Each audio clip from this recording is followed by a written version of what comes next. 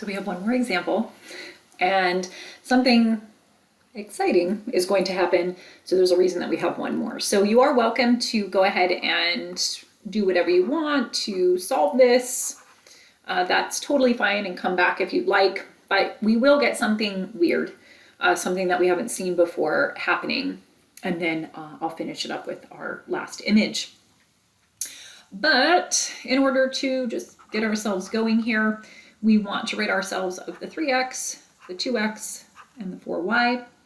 So we're going to go ahead and use row 1. So I will take a -3 times row 1 and add that to row 3 to eliminate that 3x there in row 3. So I will have -3x plus 3x is gone. -3y plus 4y. Well, I guess I should have written my row 1 and row 2 first, shouldn't I? That would have been helpful. Go ahead and do that now. All right, so we have no x. Okay, so again, -3y plus 4y is just a y. And a now 3z plus a -2z is a z. And a -6 plus 1 is a -5. So there we go. Okay. Now we want to eliminate our 2y right here. Oh my God, why do I keep writing 2y? It's not the first time I've done that. That should be an x. Ex. There we go. Oh, so now, very similarly, I'll do -2 r1 plus r2 so that I can take away that 2x that we have there. So x plus y minus z equals 2. Not sure if you can hear that helicopter. Sorry about that. So we'll have -2x plus 2x. That's gone. -2y plus 3y is y. 2z, positive 2z plus -z is plus z. 2z plus -z, and -4 plus 0, -4. So -4, and then y plus z equals -5. So, a key thing to kind of be able to recognize is right now we already have something that is weird. Hopefully you can see that. We have y plus z needs to equal -4. We have y plus z has to equal -5. How can y plus z equal two different things? That's a problem for when you're looking for a unique solution, one solution. If I continue with this, however, I do want to eliminate that y. That's pretty straightforward. So I can take negative row 2 and add row 3. But watch what happens. So we have our row 1 is not changed. Our row 2, not changed. But our row 3 is what's changed. So -1 or negative row 2 gives us -y plus y. That is 0. Then we have -z plus z. That is 0. And we have a 4 plus -5. That is -1. So notice that we end up with a constant on either side and that the numbers aren't even equal. 0 does not equal -1. We know that. So when situations happen like this, you just want to be able to recognize what it means in terms of your solutions. And I'll come back to this in just a second.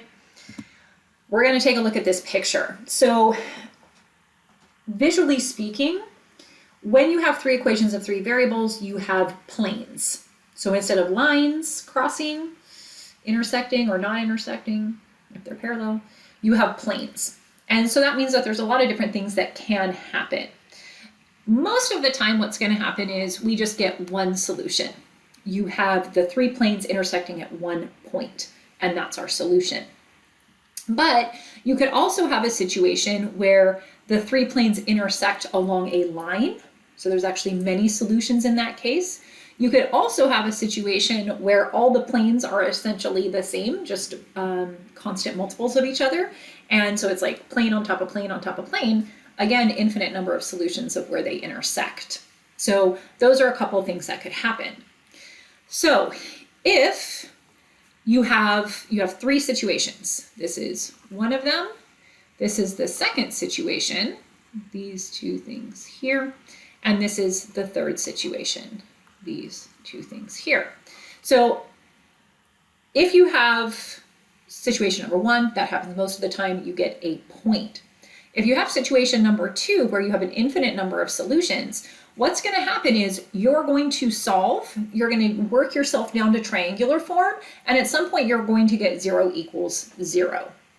And that means you have an infinite number of solutions, infinite solutions, because you either have them intersecting at a line, so there's a whole bunch of points on that line, infinite number, or all the planes are the same plane, just multiples of each other. So again, that's going to give you 0 equals 0.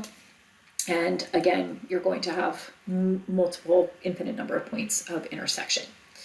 So you want to focus on getting 0 equals 0, then you have this situation.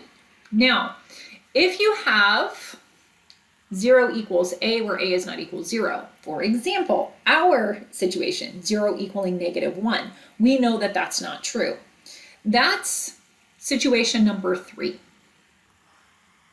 What's happening there is you actually have no solution. So notice you have situation D.